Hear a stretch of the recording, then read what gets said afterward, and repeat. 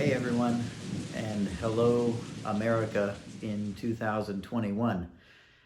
We have just witnessed the inauguration of our new president and vice president. We've just experienced a lot of recent turmoil and a lot of uncertain times in our country and in this place. It's a pretty interesting time to be a Christian in America, and that's who I'm addressing today, Christians in America. Many people are feeling unsettled about things, and people on all sides of all the issues are unsettled, and with very good reasons in a lot of cases. Also, it would seem to me that we live in a climate right now where everyone is ready to fight. Everyone's ready to go after each other and to fight and to slug it out. And I feel it too. I want you to understand that. It's hard for me to handle some of the things I see going on, some of the swift executive orders and policy decisions and cabinet appointments of the new president.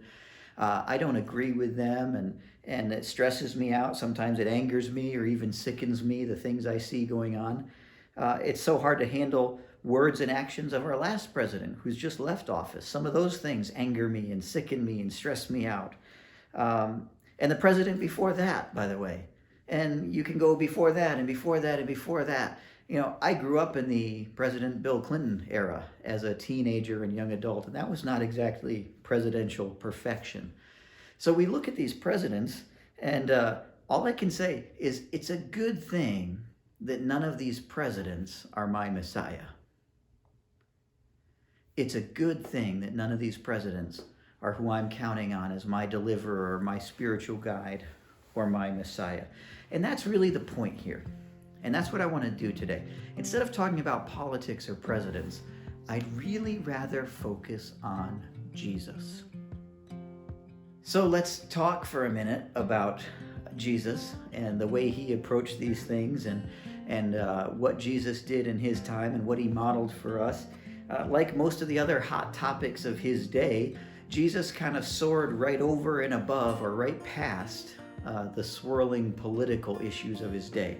There were controversies about politics and political leaders and the government and what was going on, and Jesus just kind of went right above it all and decided to kind of change the perspective and decided to give people a bigger picture and a bigger vision.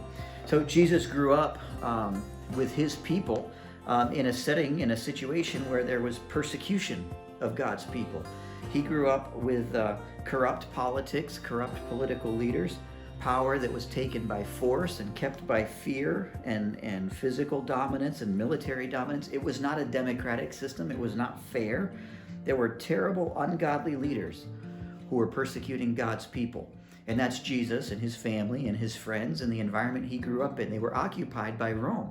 And even those religious leaders that were allowed to sort of govern over their Jewish community, they were corrupt and they had issues, and Jesus found fault with them as well. So Jesus grew up in a system that was a difficult and challenging one and that stressed him out and made him probably angry at times and sickened him at times over and over again. And right up until his last days on earth, Jesus' followers were waiting for him, looking to him to take on or take over the government. Get rid of these corrupt political leaders. Save us from the rulers here on earth. And that's what Jesus' people were looking for over and over again. They were preoccupied with it, waiting for Jesus as if that was going to be the answer to all their troubles. Get rid of these bad political leaders and everything will be fine. But Jesus didn't do that. Jesus went right over that. He went right through that. He went straight beyond that. And Jesus met their greater need. He met our greater need. He delivered us from sin, delivered us from evil, delivered us from death, from separation from God. Jesus had a much bigger vision than just dealing with the troubled government and politicians and leaders of the day. Jesus came to give people a connection to God, to give people a relationship with God again, to give people an eternity in heaven for those who would believe and those who would receive. I think that that's probably much more important. Jesus came and he didn't bring a political victory. He doesn't offer us a temporary home in some sort of seemingly Christian nation. Jesus offers us a permanent home in the perfect kingdom of God. Now, doesn't that seem better? Doesn't that seem bigger?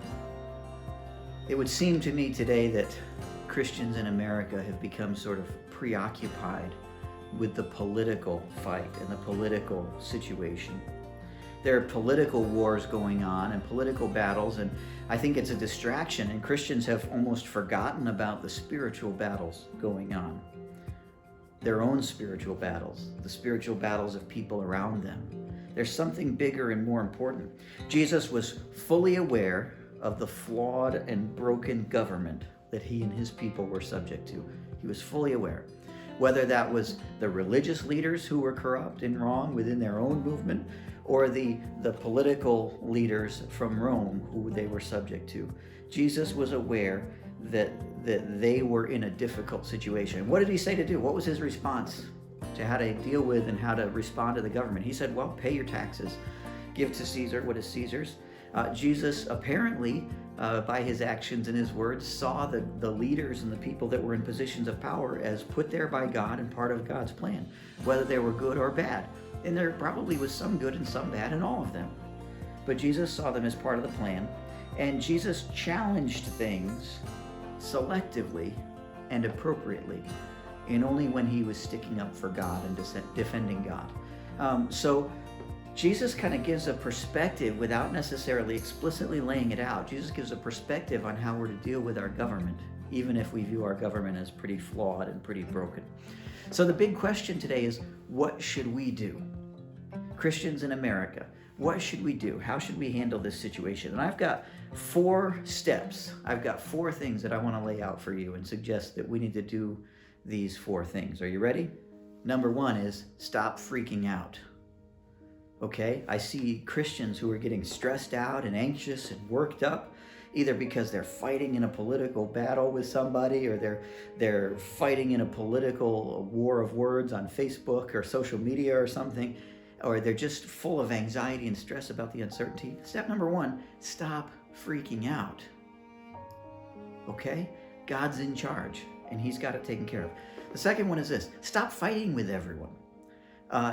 As Christians, our primary purpose here is to fight the war for God, to build the kingdom of God, to bring other people to Christ. We can't do that if we're fighting with everyone. Jesus came, and although he opposed most of the things going on in the culture, he figured out a way to engage with the culture and not just fight with everybody, to win some people over spiritually toward his side. So step 1, stop freaking out. Step 2, stop fighting with everyone. Step 3, engage with the people around you. Everything that's gone on, from pandemics to politics, has made us more isolated people in the last year. Let's figure out how to reconnect and engage with the people that are in our circle around us, in your town, in your city, in your community, in your state.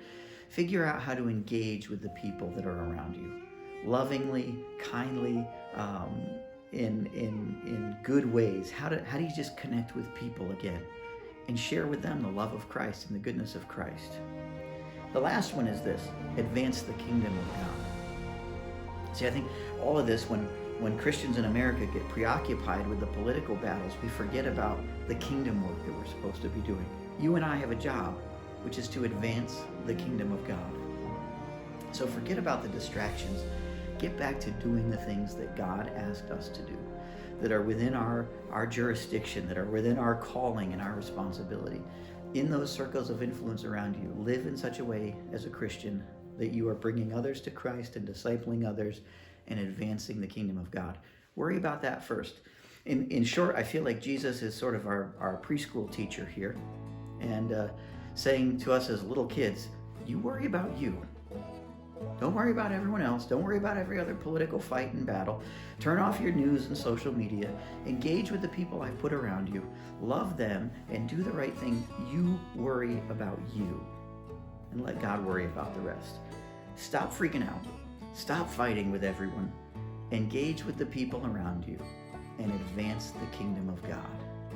Christians in America, that's our battle. That's our responsibility.